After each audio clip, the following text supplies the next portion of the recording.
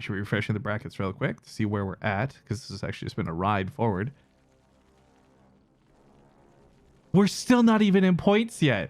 Oh my goodness. This is such an epic tournament. Ladies and gentlemen, this is the round of 16. We are still not even in the round of 8 for the ESL Pro Tournament Open NA Cup #1.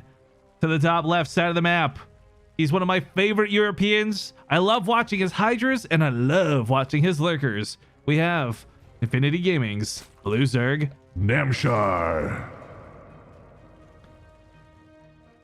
and there's no question that Polt's a badass player. We watched him play a grueling series versus Bly, and now he challenges Namshar. To the bottom right, the Red Terran, Polt. it's so cool. I love this. This is such awesome nostalgia for me, because a lot of the times you can't convince players like Namshar to necessarily stay up this late in Europe, much less play a full-fledged tournament start to finish for a measly $100. In fact, what time is it in Sweden right now? So it is currently 4:14 p.m. on the West Coast. It is 1:14 a.m. for Namshar. And like I just said, this still isn't even the round of 8. The winner of this will qualify into the round of 8, and the round of 8 will lead towards more prize money and points. But I'm really, really excited to see how Polt measures up against Namshar. This for me, this is, I hate this. It's going to sound really one-sided and kind of jaded, but realistically, again, we don't know how Polt's done in terms of his own self-confidence, gearing up towards his goals of becoming a good player again so that he can go dominate and play and kill. So we just saw him play against one of the most aggressive Zerg players that, frankly, is in this game. Bly is so frustrating to play against. And Bly didn't hit him with any of his conventional all-ins or Nidus Worms. He played straight-up macro. And Polt played well against a player playing straight-up macro. So a lot of respect first off to Bly for playing a hell of a series, but more so to Polt for taking it. And now we come up against Namshar. And Namshar, for those who are less familiar with him, is a player who has a very predictive playstyle. Not unlike that of Bly, but in terms of what units he makes. We've oftentimes seen Namshar focus a lot on Hydralisks and Lurkers in all matchups, specifically versus Protoss especially. Don't get me wrong, Mutas, Banlings, and Lings are within his repertoire to play against Terran, but with the new Lurkers being what they are, and Namshar being one of the early adapters to him, adopters, whatever you want to phrase there, I hope we'll get to see a game of Lurkers here versus Polt at least once in this series, if not in every game. Because for Namshar, the step 1, step 2, classically is go Roaches in the early game, and if you're not all-inning, use them as your transition to get to Hydras in the mid-game. And even though everybody who plays Namshar knows his style of play, he still manages to take him down. He still makes it in WCS to like the round of 8, round of 16. Namshar's a hell of a good player. So I really am not exaggerating when I say this will be truly the match that I think measures Polt up tonight, if not one of the matches. Now, granted, if you guys are looking on the bracket, there's still a lot of really good players in this tournament. To the top side, as I speak, we still have Scarlet competing. We have TLO competing. Oh my god, TLO versus Epic. I wish I had caught that one. You've got Silky. You've got Disc. There's Cham. I didn't even realize Cham was playing tonight. Cham is a terrifying Zerg player, just for the record. So, Polt, if he continues doing well, will be tested. Oh, interesting. Dedicated Duck says Namshar is currently living in the US now. You know what? Actually, as you say that, I briefly remember him asking me to swap him over to the NA tournaments we were hosting, but I kind of forgot about it. So if that's the case, never you mind in terms of regions and time zone. If Namshar is staying in the United States, first off, I'm going to ask him where he's at. Maybe we're going to hang out sometime. But secondly, and more importantly, it means the time zone's not so bad for him. Where's Polt living right now? This is EU, right? No, this is the North American Cup. I think Polt moved to America as well. I know he was in Korea for a substantially long amount of time and trying to move to the States. I don't know if he's successfully done that or not. I'll admit, I haven't paid that close attention because Polt doesn't compete in a lot of the stuff we do, so I don't really do my homework on Polt, right? Now that he's playing again, of course, I'll become better versed with him. But I'm like 80% sure Polt's in the US right now.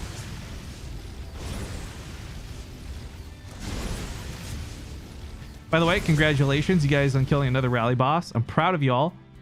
I'm still jaded. Like I said, we have to catch before the stream ends tonight. I would like to at least catch up to Nikki. I don't want to be behind Nikki for the rest of the month. I'm never going to hear the end of it. So for those who don't know, I have a 30 sub bet and a pride challenge against another streamer. She does League of Legends. Can we just show her that Starcraft people are better, please? And kill more rally bosses than her stupid community? Dude, she was so desperate. She was so desperate to get ahead. She did a 9-hour stream today. And on top of that, after the stream was done, she stayed offline killing bosses with her stream after they raided another streamer. Can we just talk about scumbag moves? Holy cow. Oh my god, forget what I said. This is like when you get caught staring at a woman, you're speechless. Montyun, thank you so much. I guess we're gonna have to pop a candy after this game. I'll read the message in a moment if there is one. Montyun, $100. What a boss. Thank you, man. Battlecruiser, gonna cut her on the outside here. Polt's not gonna get too many kills out of this. This has already been pushed off very nicely by Namshar. He also did simultaneously deflect off the Hellions. Oftentimes there is like that 1-2 hit combo, right? You hit the Battlecruiser in the main and the Hellions slip into the third or the natural. But Namshar defended this very well. And even though there are kind of ways that the game is meant to go, it really is player reaction that will determine how much damage gets dealt. Oh, that's going to be a cancel. Oh, he actually saves the drone from that. That's actually pretty awesome.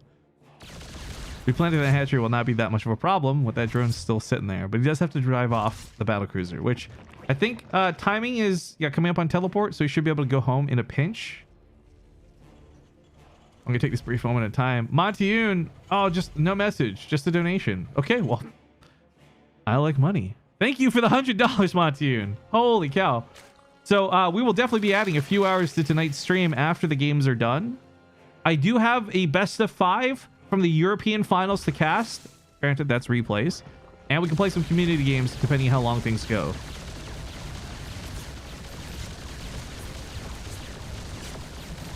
Cut your ribbon says Polt has been in the USA since 2014. That's not entirely true, though. Like, Polt has been in the USA since 2014, but he hasn't stayed in the USA since 2014. A really big problem that kind of came from behind the scenes with the region lock was Polt was filling out like the bare minimum requirements to be in North America, but did spend a majority of his time still in Korea. And I'm not saying, by the way, there's nothing wrong versus right about that. That's just like, that's the facts. So Polt has, technically been in America since 2014. But I think now he's actually living there. That's what I understand. Especially now that military is done for him. I hope he gets to stick around for a while. Because, man, I'm going to be honest. If I have to give some players some credit, Polt definitely helped build some of the hype up when Base Trade TV was young.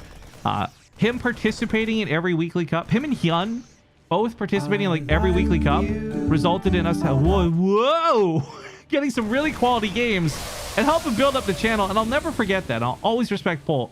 It doesn't matter what shape he's in. He's always gonna be one of my favorite players for that reason. But sorry, I got a little, I'm gonna have to turn off the alerts because that's gonna go off for a while. Montyun just gifted out 20 subs. Now this is really important because it gave everybody a bunch of freaking bombs on Rally. And if you guys don't go use all your bombs on Rally, I'm like actually just gonna quit the internet, okay? No, but in all seriousness, Montyun, thank you for your generous contribution to the community. And guys, if you are playing Rally, please take use of the bombs. Everyone, I just got 7 bombs from that. Go use them. Go use them all.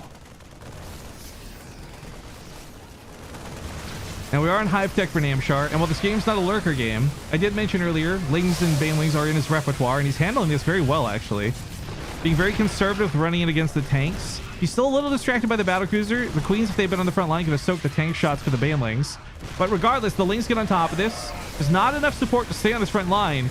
And while Polt's going to do some damage in the main base, his main force has been successfully pushed off. And what's most important, I think, for Namshar is while he is down in supply at the moment, he didn't have to panic and make a bunch of units, thus spending money he wanted to invest in Ultras and Broodlords. 1,500 minerals, almost 1,000 gas, not freaking out, not building 40 Banelings. He's very content and knows his strengths, and he knows right now in the game, he's just fine.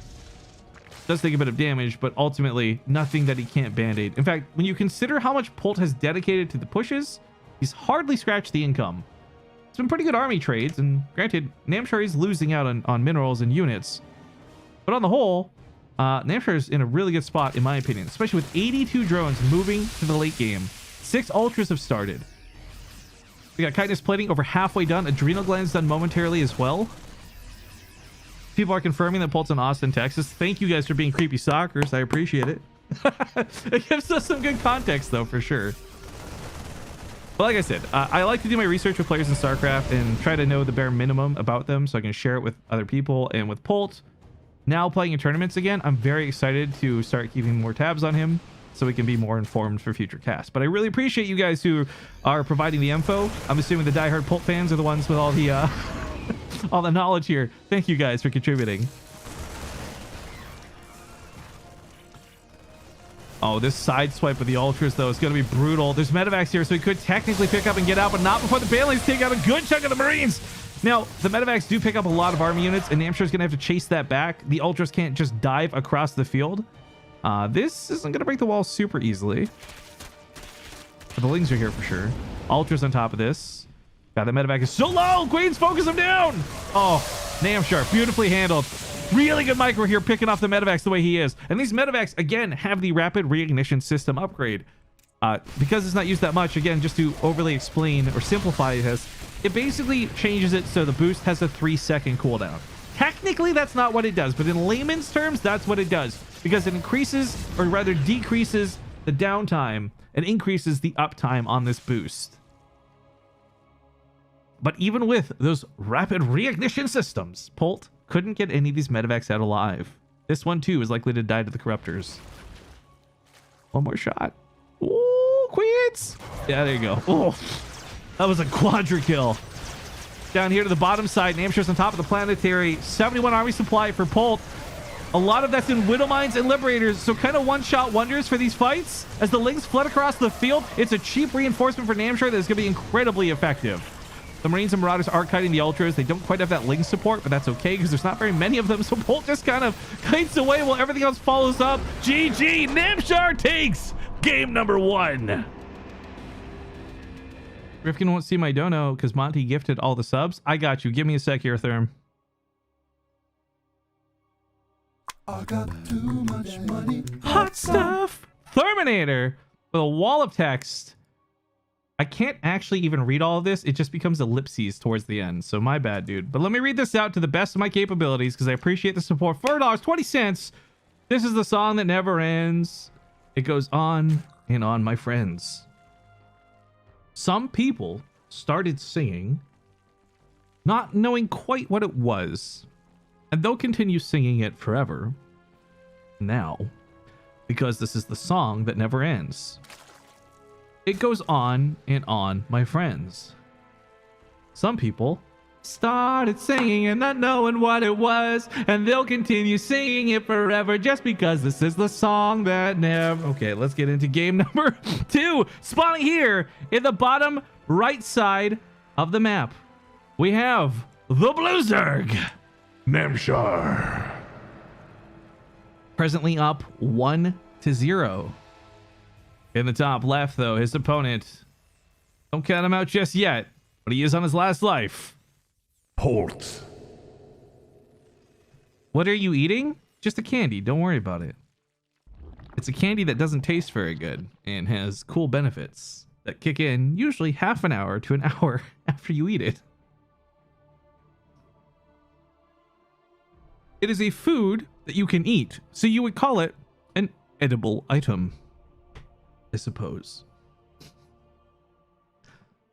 Are only heroic flag banners allowed in the corner? No, nothing is allowed in the corner. I want to make it very clear. All right, real quick. If you are playing this game and you're in this corner, you're a jerk. Shame on you. You're a bad person. Also, shout out to Tearsif for their double rogues. Dude, Tearsif, I know you don't watch Starcraft, right? I'm so glad that you keep coming back, though, man. I hope you're doing well. I like seeing familiar names in the chat. But let's break down what happened that last game a little bit and kind of apply it to this one, right? Polt played a really good macro game. He played the Marines. His income was fantastic. He continued to expand. He didn't make a lot of wrong moves, but Namshar is just really overwhelmed. And I think what's funny to see is you look at the difference of how Polt played versus Bly and how Polt played versus Namshar. And there's actually not a lot that changed on Polt's side. You know, changing up Widow Mines maybe, but it's the Zerg player that played wildly different. And that's, I think, the outcomes look so crazy different too. Namshar played Lings and Banlings as Bly did, but the difference is Namshar didn't invest in a single Mutalisk. The only air units he made came like towards the end of the game. Because of that, he was able to invest a lot more into banelings. He had a lot more big explosive engagements, and he was able to afford waiting for hive tech units instead of being forced to pop them immediately. Base Trade TV, I hit the text limit on my donation. Well, that explains a lot now, doesn't it, Therm?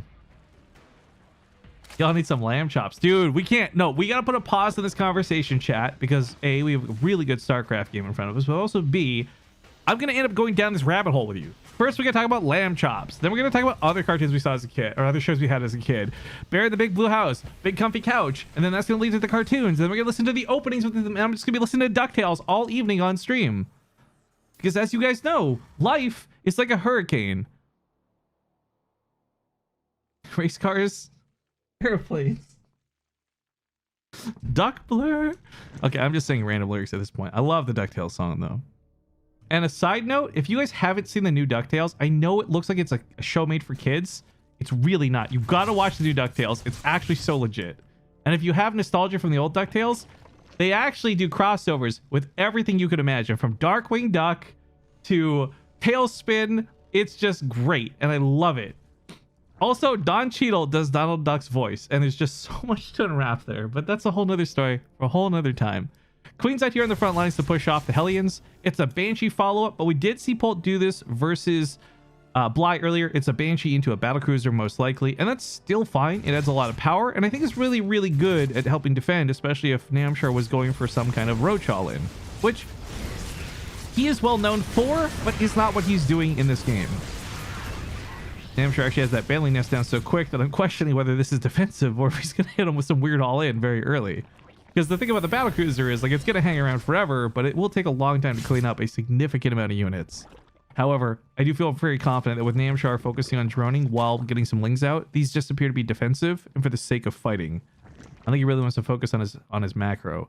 That is one of Namshar's strongest points, by the way. The reason he's able to play well against players like Hearthstone and other pros is usually because his macro is pretty consistent throughout the entire game.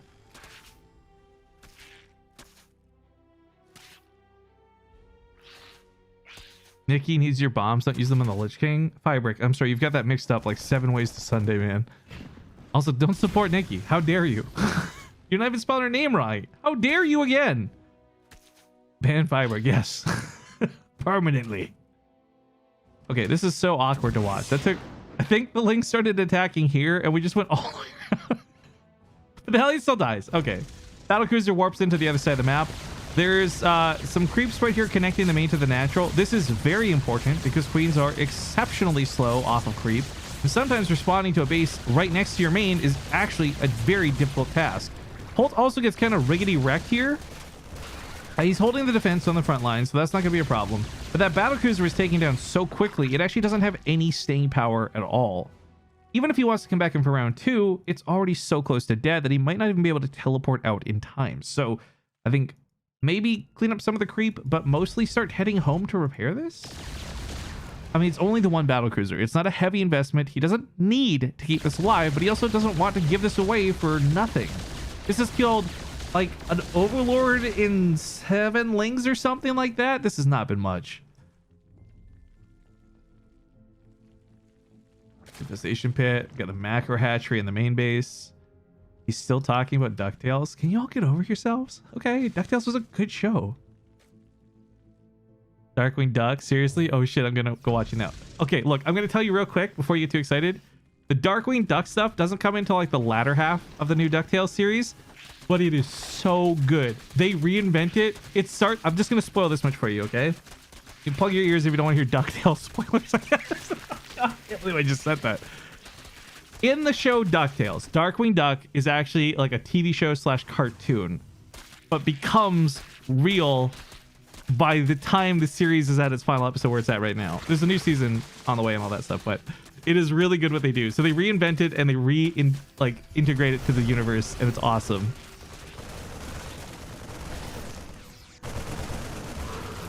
All right, nice pickup here. Pushes those back. I guess this isn't an advertisement for DuckTales, so I'm not going to go into too much more about it. I just really enjoyed it. I'm sorry. It's weird because there's so many cartoons out now that they really look like stylistically, thematically, they're supposed to be kids cartoons, but they're actually really great. And I think you can totally enjoy them as an adult. Adventure Time is one of these. freaking love Adventure Time. The ending, I cry. I'm not gonna lie, bros. I cried at the ending of Adventure Time. Blonde gold for president? No, you fucking don't! Get out of here, Nami. Glom Gold is the worst!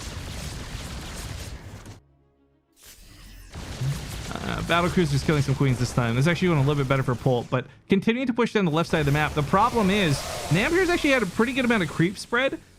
Every time a battle goes down on creep, it's going to favor Namshar. Anytime Polt can kite him off of creep or clean up the creep tumors for the battle, it'll go a little bit better for Polt.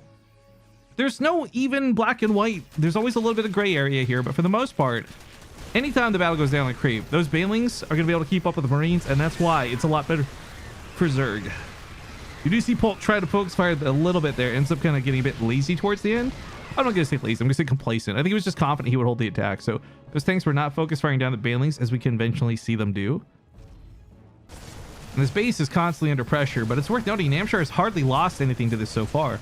Lings are so easy to trade out when you have 82 drones mining the money to remake those units. So no, this is not going great for Namshar, but Polt's also not doing anything that's really that serious. Actually, this battle cruiser killing a hatchery, I'm a little surprised this took so long to handle. I guess is finally pushing that off of the queens, but the base down here dies as the trade-off. Namshar had already transferred the drones from the south to this side, however, in anticipation of that base dying, and in doing so resumes his mining pretty quickly. Goes right back to controlling that income. Watch that. It's gonna just go on. There you go.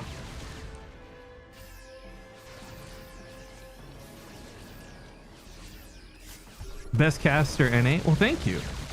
I've been talking a lot about non-Starcraft things, so I don't think I would make that comment about myself. But that's a really kind thing for you to say in the chat, man. Thank you. I've been hoping to achieve that title from a random in the chat. It's been my lifelong dream. That and getting a Golden Globe Award. All right. This was a pretty good wipe, but Namshar lost a very large percentage of his army to make this happen. I mean, Polt takes a bit of a dive. Namshar just remains consistently low. And this is kind of reminding a little bit about when we watched Bly play earlier. But reminding people, Namshar's done this thing where he didn't overinvest in Banelings. He doesn't have mutas for the mid game. He has been playing with these tier 1 units with very little support, and that's why these battles have not been going well for him.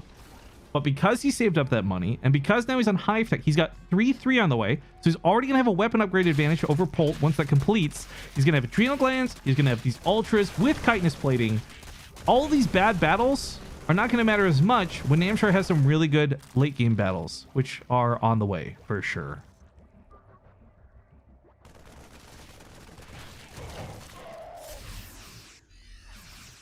And here they are. Now this already has some Marauder production to it. It's not like Polt will find himself completely confused on what to do, but this is a fight he cannot take, and he knows it. So Namshar just shows up in force and pushes it off, and suddenly here we are now, even supplies for both, with a small tech advantage to Namshar that will be quickly bridged here by Polt as his own +3 has begun. Now he did this interesting thing in the series of Bly where he went for building armor before he went for +3. I'm not sure if that was a mistake, if it was a misclick, a desperate move, or maybe planned entirely. But it's worth noting, he has started +3 weapons, but it's not started +3 armor. And I'm really curious if that ends up being like a style thing or a mistake. Liberators are here, but I mean, it's like 1. Ultras just push right on through. The Banelings pop off for the bio. The Marauders could start kiting the Ultras. This is for, by the way, a fungal growth would just destroy, but Namshar has focused on other units for now. That anabolic synthesis upgrade is nearly done. For those who don't know what that does, it's 10% speed to the Ultras when they're off of creep. Oh, he's going to lose 2 here for sure. Right? 1, 2. But anabolic synthesis is going to help him be able to chase a little bit better, but also retreat a little bit better. Maybe losing only 1 instead of 2 if you had the upgrade. But the key thing about this, and what a lot of people don't seem to realize, especially if you're not Zerg, I think all Zerg players will figure this out. It adds a passive movement speed in such a way that it actually organizes the Zerg front line. So if you take a bunch of Lings, Banelings, and Ultras and you move forward all simultaneously off of creep without the upgrade, sometimes Ultras actually get stuck in the back and you have the Banelings and the Lings in the front line. Now you have the Ultras, which will stay on the front line with the Zerglings ahead of the Banelings. So the Banelings will remain protected by these meaty shields and have a better chance of actually connecting on the front line. Now again, as StarCraft is, it's not so black and white, and it's not going to always go down as I just described, but that's the really cool benefit to this upgrade. It's not just the quality of life change. It's similar to when they added an auto attack to the High Templar. You know, it just helps organize the army better without necessarily breaking the game. And I think that this has been really cool, and part, not only the reason, but part of the resurgence of Ultras in general. Because I think it's safe to say, for a majority of StarCraft, outside of Wings of Liberty, even in consideration, because Wings of Liberty, you went Broodlords. So, like, Ultras just haven't really had a huge role to play outside of the middle of Heart of the Swarm. I think right before Swarmhost got figured out is the last time I can really remember Ultras being so dangerous that they were the go-to all the time, every time. I mean, God, do you guys remember we cast like a best of 10 or something way back when with Nurchio and Euthermal? And Euthermal was just like desperate trying to figure out how to deal with Ultras. No matter what he did, just nothing seemed to work versus Ultras. He was doing like unsieged tank pushes and other weird things. Like, that was for me the last time I really remember Ultras having a lot of power. You had Zerg players who would rush to Hive Tech. You'd have the 6-minute hive with chitinous plating attached to it. Those were very interesting days. But they are no more, because the Ultras were kind of bleh. And answers like Liberators and Ghosts were put into the game or buffed in a way that would make them usable again. So it is cool seeing Ultras get a little bit more, I guess, lifetime. That's not the word. Lifespan? That's still not the word. I guess use. I was trying to think of something that sounded a little bit more elegant, but yeah, the Ultras just get more use now. Meanwhile, way down south, that base under attack, and Namshar's army is on the wrong side of the map. Luckily, Creep's going to help him get back here quickly, but he funnels in, so these first wave of Lings hardly do anything. The damage being done is being healed by the medevac. Here comes the Banelings. This is where Polt's going to have to start picking up. One of the medevacs goes down as it picks up. Battlecruiser. Yo, is this the same? It is! 29 kills on this bad boy. Never went down, got out alive, didn't even realize it. And this thing just killed a, well, mostly used up Extractor. That's not that impressive, but hell yeah. And hail to the Chief, because this boy distracted Namshar. And with 30 kills lasting 15 minutes, that was a pretty worthwhile battlecruiser in my books. Oh my god. I didn't realize how many creep terms have been cleaned up this game. 55. I hate this. I haven't seen that video since high school, and I still say 55. Is anyone else in this same boat? Also, whoa! What is Polt doing right now? I'm gonna give you guys 3 seconds to see if you can guess. Looking at the production tab. We're not going to see just one nuke in this game of StarCraft. We're going to see possibly 5. 4 additional Ghost Academies would only be built if you were making additional nukes. So Polt might just go on a nuking frenzy, and I am so down for that. He already has a lot of Ghosts in play, 11 in total right now. And on top of that, you do have Cloak. Now, it feels a little strange to compare my boy Vindicta to somebody like Polt, but it's worth noting that Polt is if he nukes multiple locations, Namshar might struggle to keep up with it. This tank is on the wrongest side of the wall it possibly could be. Ugh. This tank's picking up big kills on the Lings. Meanwhile, Namshar cleans up to the south side, so both players take some pretty good trades. They stop the aggressor's attack on each side of the map respectively. Oh, you guys were reminding me of that really broken phase for Ultras in chat. I know we're 2 minutes behind. I'm sorry. I forgot. That's right. Not only did chitinous plating actually give more armor than it does right now, I forgot they completely nerfed the Marauder attack by splitting it. That was a horrible time for Terran. Oh no, and this is about to be a horrible time for Namshar. He does pull the drones away, so it's not game ending with that nuke. But some pretty Gucci damage coming in. Another nuke gonna land, and no way to really deal with this right now because he has to chase these medevacs. So that base just, it's probably forfeit, sadly. These Spore Crawlers are dishing out a ton of damage to the medevacs as they run around. More nukes continue to land. Nukes do deal bonus damage to buildings, but they are going to absolutely annihilate the drones. And oh, we're going to go on Namshar's cam right now. Where's he looking? He's not. He's looking south. Big nuke to the top side. Okay, the nuke here also going to hit the Lings. Oh no, the double nuke. The double whammy. It's too much. Namshar loses 33 drones and a ton of Lings through that attack. Now, it's worth noting, nukes are expensive, and it's not like Polt's screwed from this, but he did definitely get his value out of those nukes, something that doesn't always happen. Caustic Spray would definitely kill his command center. There's not enough SCVs repairing it, but the Banelings will help make sure that that's even more difficult to keep alive. Oh, I take that back. Ghost coming for the snipes. Lynx can't see them. Oh, the Planetry's actually gonna live. Normally this isn't the case. If those ghosts didn't come in here, that was a dead base. Polt with the sickest surround. He's got extra command center, so if he lost it, he could have just taken another one, but excellent defense.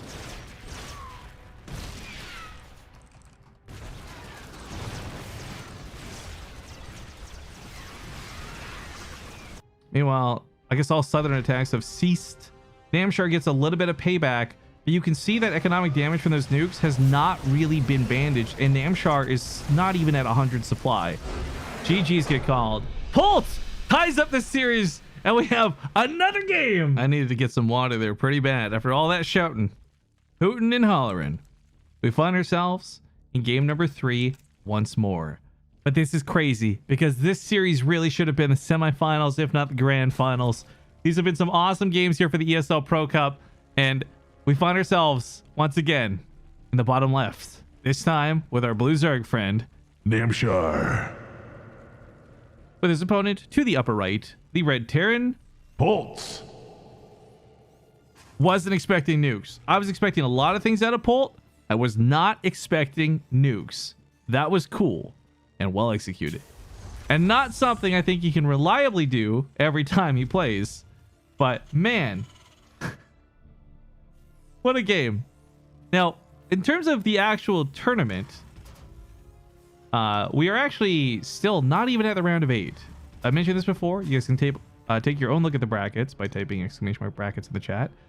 The winner of this, however, will move on to face off against the winner of Disc versus Cham. Now, if Polt pulls out a victory over Namshar and then goes on to face off against Cham, he's actually just like the best TvZ god. But there's a lot of other really good players playing in this, and I've certainly got my fill of Polts. If Wardy continues to cover the games, I will definitely try and cover a different part of the bracket. I definitely want to see TLO play, if I can. Silky plays, or the winner of Silky Puck plays nice. There's actually just a lot of really good matches coming up. And reminder that the ESL Cups do both semifinals. This means if we just continue on a casual path for casting, we have, after this best of 3 is concluded, 3 best of 3s potentially, and 1 best of 5 grand finals. So we are barely even halfway through the show today. And you have a lot to thank for these really long and really excellent games that we're getting. Now, a little bit of cheeky bugger here. 1v1 and SCV wins. Well, actually, if you kite it and there's regen, the drone wins. But yeah, just directly fighting. He was trying to buy some time. SCV dies. I believe that actually counts as First blood. Sadly, the Reaper is not going to be able to body block the third. And Namshar actually gets away with not a crazy greedy opening by any means, but a very fast third base. And there's nothing Polt can really do about this. Maybe grab this extra drone, which I don't know what's going on here with this drone guy. Just out in the open, wait for the base to finish up, I guess. Oh, wow. That positioning was gross and awesome simultaneously. Namshar had no high ground vision to retaliate against the Reaper, so he just lost the creep tumor. Something that, if you've been watching our games with Tasia, featuring many of his TvZs, you've witnessed the Reaper pretty much almost die every time just to try and get that same creep tumor. So a little combination of positioning, but also very quick reaction from Polt to even realize that that opportunity was there, and such a small, insignificant part of this game was actually made really cool. Big respects. Base Trade TV, the rally boss? Oh, we killed another rally boss. Oh, well, Diet Soda's alerting me because he's the one who killed it and wants me to mention it, so you guys all see his name on the boss. This new boss has 1,000,000 HP. Are you kidding me? Can we even kill that? That's too many. That's too many. We'll have to, I guess, check in on that boss a little bit later. So please hit the boss, guys. This thing's got too much HP. We need all hands on deck to kill this one. Meanwhile, for Polt, not changing much. Fusion Core coming up. Battle Cruiser likely on the way. Slowly Falling says Wardy has been live for 20 hours. Yeah, Wardy did like 4 or 5 tournaments today. And honestly, I hope he made big bucks from it and it was worthwhile, because I remember doing those 20-hour days too. Well, 18-hour days really. And it took me way too long to realize it wasn't always worth it. But Wardy just finished tweeting that he's having a hell of a year, and apparently he's killing it on numbers both on YouTube and on Twitch. So good for him, and I hope it was worthwhile. But man, I'm past the point where I ever want to do 20-hour streams again. Much less 8 or even 10-hour streams. I'm too much of an old freaking boomer at this point. My bones are weak. Now, a couple cool things happened in this interaction while I was talking about nothing, and we'll recap that here with the Evolution Chamber attempt to block. Basically, these Hellions have caused a pretty significant amount of damage. All the drones are pulled away from mining. 7 something died. But as you guys may have witnessed, Namshar was trying to put the Evolution Chamber down like right here, and he almost pulled it off. There was like a microsecond difference of that drone being blocked or not. And if the Evolution Chamber went down, it is like the best way. You'll see a lot of Zerg players attempt this move. It's not easy to pull off, but if you pull it off, you deny the Hellions in more ways than you ever could by putting Lings up there.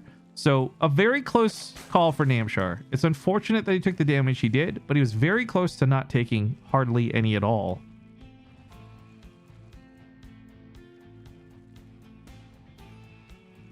Jon Snow can provide a threat. Is Jon Snow in the brackets? I didn't actually look. I was looking at just the names I was looking for in particular.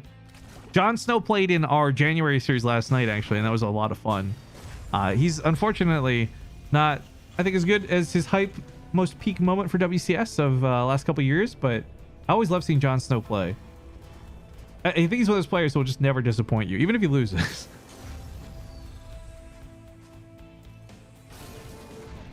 All right, battlecruiser down here.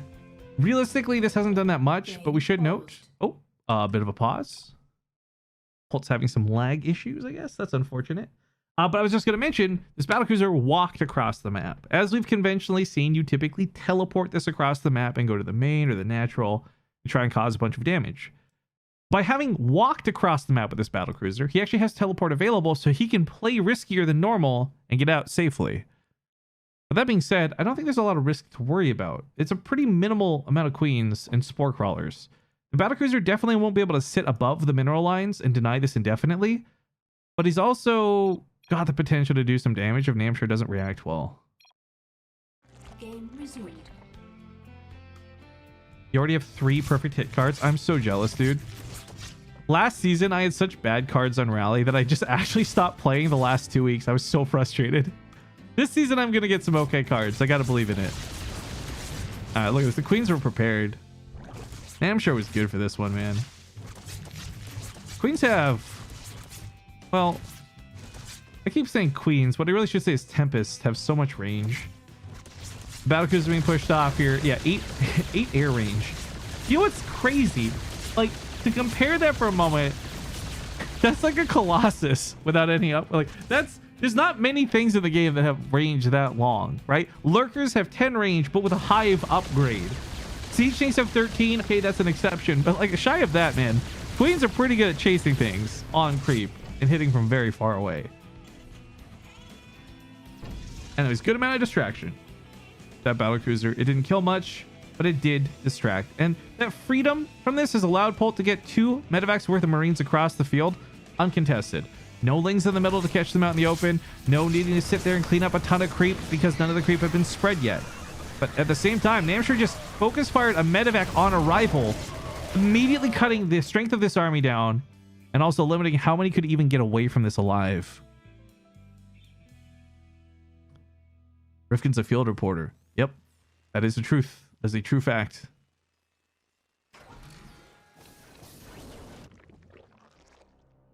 Someone in chat saying Polt's stream died. Oof. Yeah, that's probably the lag then.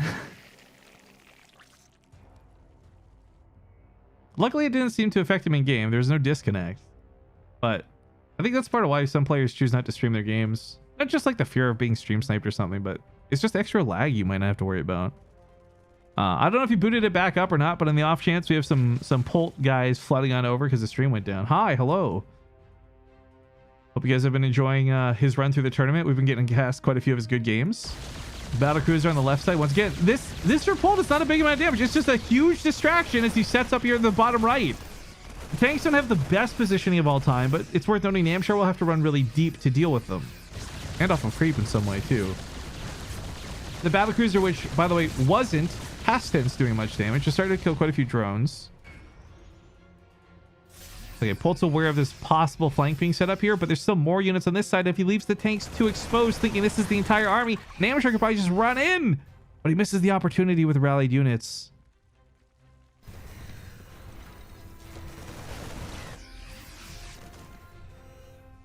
We have medevac boost finishing up again here in a moment.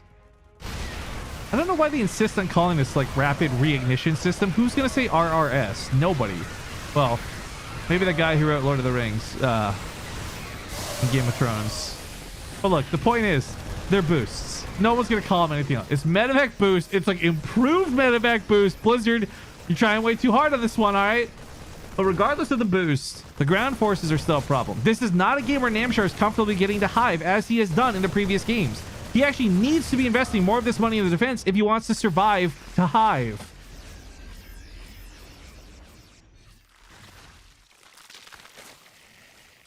It's almost there. But even then, it's still the matter of like, you got to build the Ultras Cavern. Then you got to still bank a couple hundred minerals of gas for the chitinous plating. You got to start that adrenal glands right away. And unfortunately, the income from Namshar has been somewhat inconsistent. I guess their incomes have been close, which is good. But realistically, as a Zerg player, you're supposed to just like run away with the income. And then you just throw bodies after bodies at your opponent. And I think the battlecruiser just died. Ooh. I looked away because I'm like, it's a teleport out, right? Who cares? So the battlecruiser goes down. That's going to be a bit of peace of mind for Namshar. But there's two drops coming down, heading down the left side of the field. And I don't think the Overlords were in a position to see this. So it is going to be a little bit of a surprise as the first couple Marines unload. But the Queens, once again, immediately attacking the medevac. Kind of scare Namshar, or excuse me, Polt off of Namshar's base. Uh-oh. Another big attack here to the bottom. Namshar not paying attention, has his units auto-attack baited into a fight. Some Lings over here getting to the Polt's base, but Polt's third base is not in any danger. The tanks in the Sim City there was good with the command center. Whether intentional or unintentional, that was well handled. Lings trying to dive past. They really want to get on top of the tanks. The Bailey's want to connect to the Marines to get some okay connections, but drone side of this even. And Polt has not been stopped pushing forward yet. This is starting to look like Namshar tried a little too hard to get to Hive a little too fast. He does have Ultras on the way, and it's worth noting there still aren't Marauders or Ghosts. So Ultras could fight. There's no question about that, but I just feel like, is this too late? Namshar has not lost too many workers through this, but he has lost physically bases, and he doesn't have that much army to work with, which is terrifying, especially when you consider a lot of it's on the other side of the field right now. Sorry, I need a water break, guys. I'm starting to choke here.